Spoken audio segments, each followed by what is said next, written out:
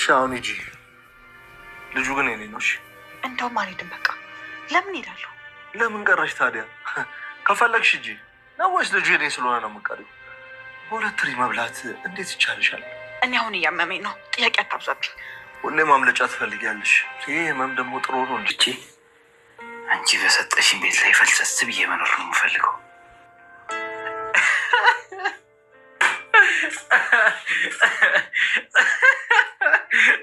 ሌሎቹ ሊዋሽ ይችላል፣ አንቺን ግን በሞት አላደርጉ።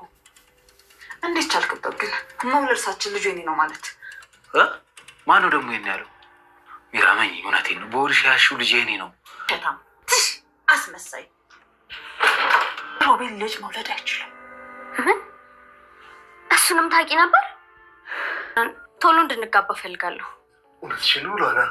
አዋድና እንድታገባኝ ፈልጋለሁ። እሺ ግን ሚራ ምን ንገራት።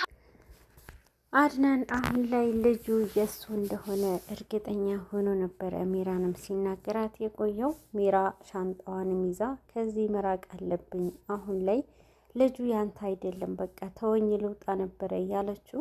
በዚህ ሰዓት ግን አድናን በጣም እርግጠኛ ስለሆነ ነበረ በጣም ሲጋፈጣት ቆይቷል። አይቻልም፣ የትም አትሄጂም፣ ሮቤል መውረድ አይችልም፣ ለሱ ከሆነ የምትታገዩ ብሏታል። በዚህ ሰዓት ምን ማለት ፈልገህ ነው? ሮቤል እንዴት መውለድ አይችልም ብሎ ነበረ ድንጋጤ ውስጥ የገባችው። እውነቱን ከነገራት በኋላ ራሷ ስታወድቃለች። አድናን ወደ ክፍል ወስዷት ነበረ። በምትነቃ ሰዓትም ሲጠባበቃት ነበረ። በአንቺ ምክንያት ልጄ መጎዳት የለበትም፣ ልጄን እንዳትጎጅብኝ እያላት ነበርና አንተ የምትናገራቸው ነገሮች ምንም እየገቡኝ አይደለምና ምን አይነት ልጅ ነው ያለክ? ልጅ የሚባል ነገር እኔ ጋር የለህም ብለዋለች። እሱ አንቺን ብቻ ሳይሆን ሁሉም ነገር ነው ያውቃለሁ። በአንቺ ክፋት ምክንያት ልጅ በጭራሽ እንዲጎዳ አልፈልግም ብሏታል።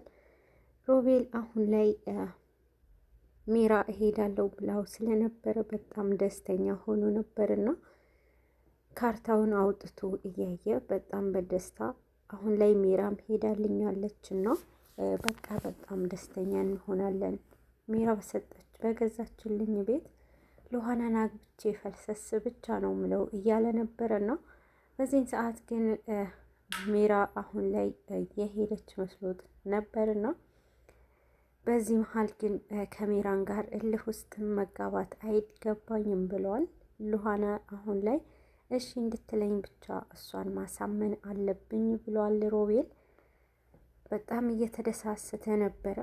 ሚራና አድናን በጣም ሲጨቃጨቁ ነበረና ሚራ ሁሉንም ነገር አድናን ከደረሰበት በኋላ ይሄ ነገር አይቻልም፣ አሁን ላይ አንቺ ጋር የምፈልገው አንቺንም የምንከባከብሽ ልጅ ሆድሽ ውስጥ ስለያሽ ነው ብሏታል። ሚራ በዚህን ሰዓት በጣም እየተናደደች ነበረ። ግን ደግሞ ሁሉንም ከተነቃባት በኋላ አንድ አማራጭ ወስዳለች። በቃ እኔ እናንተ እንደ መጀመሪያው ፍቅራችን አድሰን አንድ ላይ እንሁን እያለችው ነበረ ለአድናን። እኔ ከአንቺ ጋር በጭራሽ አልሆንም እና ከአንቺ ጋር የምፈልገው ምንም ነገር የለኝም፣ እኔ የምፈልገው ሉሃናን ነው፣ ሉሃናን አፈቅራታለሁ ብሏታል። በዚህ ሰዓት እንዴት ስለ ልጁም እንዳትል ብለው ነበረ ለአድናንም። አድናን ግን እንዴት በሁለት መብላት አስቻለሽና ሁለት ሰው መያዝ ባንዴ አስችሎሻል ብለዋታል። በዚህ ሰዓት አንተስ ሁለት ሚስት እንዴት ነው ከሉሃና ጋር እሆናለሁ ብለክ የምታስበው እያለች ነበርና በዚህ ሰዓት ሉሃናን በጭራሽ እዚህ ውስጥ እንዳታስገባት፣ ሉሃና መልአክ ናት ብሎ በጣም ሲያሞገግሳት ነበረ። ሚራ በጣም ስሜታዊ ሆናለች ይበልጥ እና እኔ እናንተ ካሁን በኋላ በቃ ደስተኛ እንሁን፣ እኔ ደስተኛ ላድርግህና እባክን በቃ ልጃችን አብረን እናሳድግ እያለችው እጁንም ለመያዝ ሞክራ ነበረ ሚራ። አድናን ግን አይቻልም በጭራሽ፣ እኔና አንቺ በጭራሽ ምንም ነገር ሊያገናኘን አይችልምና የሚያገናኘንም አንድ ነገር ብቻ ነው፣ ሆድሽ ውስጥ ያሽው ልጅ ነው በማለት ነበረ ያበሸቃት። ሚራ እንደዛ ሁሉንም እየራሱ ህይወት ይኑርበት፣ በቃ እኔ እናንተ ሁለታችን አዲስ የራሳችን ህይወት እንጀምር፣ በቃ ከልጃችን ጋር አብረን እንሆን፣ በቃ ሉሃናና ሮቤልም ተዋቸው ብለዋለች። ደግሞ ሉሃና ሮቤልንም በጣም ታፈቅረዋለች፣ አልታይህም ብሎህ ነው እንጂ እያለችው ነበረ። በጭራሽ ይሄንን ሉሃና እኔና እሷ እንፋቀራለን ነበረ ያላት። አንተ አይገባህም እንዴ? ሉሃና እኮ በየጊዜው ነው ሮቤል ጋር የምትገኘው። ስለዚህ አንተን አትፈልግህም፣ የምትፈልገው ሮቤል ነው ብላም ስታበሽቀው ነበርና አድናን በዚህን ሰዓት በጭራሽ ተሳስተሻልና ሉሃና ሮቤል ጋር የምትሄድበት ምክንያት አላትና እሱም አንደኛዋ የእህቷ ምክንያት ነው። እህቴን ካገናኘኝ በማለት ነበረ ያላት። በዚህን ሰዓት አንተ በቃ እንደዛ ከሆነ ዞር በልልኝ ካጠገቤ ብላ በጣም መጥፎ ነገር ተናግራ ከአድናን ለመራቅ ሞክራለች ሜራ። አሁን ላይ ሮቤል ደስታውንም ሳይጨርስ ሜራ ወደ እሱ መጥታለች። ሜራ ፊት ለፊት ስትመጣበት ሮቤል ደንግጧል። እንዴ ሜራ አልሄድሽም እንዴ? ሄዳለሁ ብለሽ አልነበረ እንዴ እያላት ነበርና አንተ በጣም ክፉ ነክና እንዴት አድርገህ ነው እስካሁን ድረስ ይህንን ውሸት የደበቀኝ ብለዋለች። ሜራ ሁሉንም ነገር ካወቀች በኋላ በእኔ ህይወት በጣም ቀልድህብኛልና ጭራሽ መውለድ ሳትችል እወልዳለሁ እያልክ ህይወቴን አበላሽተዋል እያለችው ነበረ። ሮቤልም ምን ለማለት ትፈልገሽ ነው ደግሞ ይሄንን ማን ነግሮሻል ብሏታል። እሷ ደግሞ እሱ መናገሩ ሳይሆን አንተ ውሸትህን ነው አሁን ላይ እና ደግሞ ለእያንዳንዱ ለጨረስክብኝ ጊዜ ዋጋ አስከፍልሃለሁ ብለዋለች ማለት ነው። ሉሃና አሁን ላይ ከአድናን ጋር ደስተኛ እንደሆኑና ሁለቱም ለብዙ ጊዜ ደስታቸውን እንዲቀጥል ብዙ ጥረት እያደረጉ ነው። ግን ደግሞ በመሀል ሮቤል መሀል ላይ በየትኛውም ደስታቸው መሀል እየገባ ይገኛል። አድናን ግን አንድ ነገር አቅዷል ማለት ነው፣ ሉሃናንም ከሮቤል ለማራቅ። ሮቤል ግን አሁንም ቢሆን ሉሃና በቃ በነፃነት አገኘኋት ብሎ ነበረ እያሰበው። ሜራ ከሌለች ሉሃና የኔ ትሆናለች ብሎ አስበዋል። ምክንያቱም ሮቤል አሁን ላይ ከሉሃና ጋር በሆነበት አጋጣሚ ሁሉ ሜራ ከአጠገቡ አትጠፋም።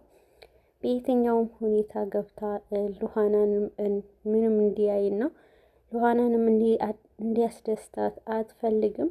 በጣም በቅናትና ሜራ ይሄ ነገር ሲያደርግ ይበልጥ ጉዱን ለማውጣት ትሞክራለች ማለት ነው።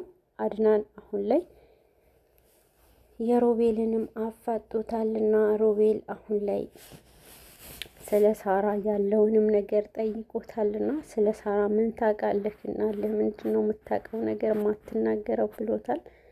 ይበልጥ ግን ሮቤል ከሉሃና ጋር የመቅረብ አንድ ነገር መቅረብ እንደሚችልና የእሷንም ማግኘት የሚችልበት ልቧንም ማሸነፍ የሚችልበትን መንገድ ፈልጓል። አንድ ነገር ነበረ ያገኘው ሉሃናንም ለማናገር እና ሉሃና ይበልጥ እሱ እጅ ለመግባት የእህቷ የሆነ ጌጥ ነበረ እሱ ጋር። ሳራንም ገድሎ ሲሸፋፍናት በነበረ ሰዓት የእጇ ጌጥ ወስዶታል።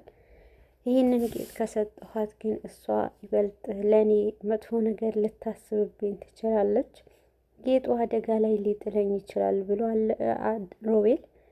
ግን ደግሞ ሉሃና በጭራሽ እንዳታዋራኝና ካዋራኸኝ ተነስቼ ከዚህ ሄዳለሁ ብላው ስለነበረ አማራጭ አላገኘምና ወደዛውንም ሄዶ ካስቀመጠበት ጌጡን አምጥቶታል። ሉሃናንም ሰጥቷታል ማለት ነው። ሉሃና በእጇ ከሰጣት በኋላ ይህ ነገር ስታየው የእህቷ ማስታወሻ መሆኑን አይተዋለች።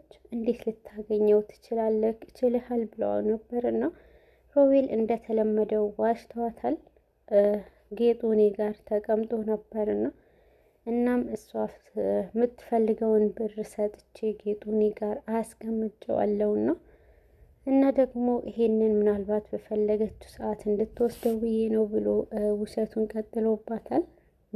ሉሃና በዚህ ሰዓት የእህቷ ናፍቆት አሁን ላይ እየጎዳት ስለሆነ ይበልጥ ደግሞ ከሱ ደብቀዋለች።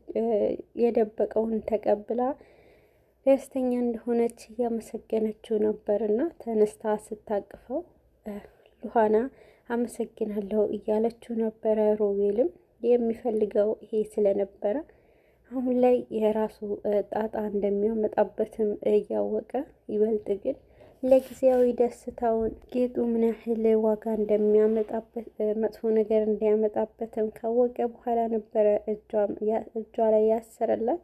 በዚህን አጋጣሚ ግን ወደ እሱ ሜራ አይታቸዋለች እና በጣም ተናዳለች። የሮቤልንም ጉድ ለማውጣት በጣም ስትታገል ነበረ።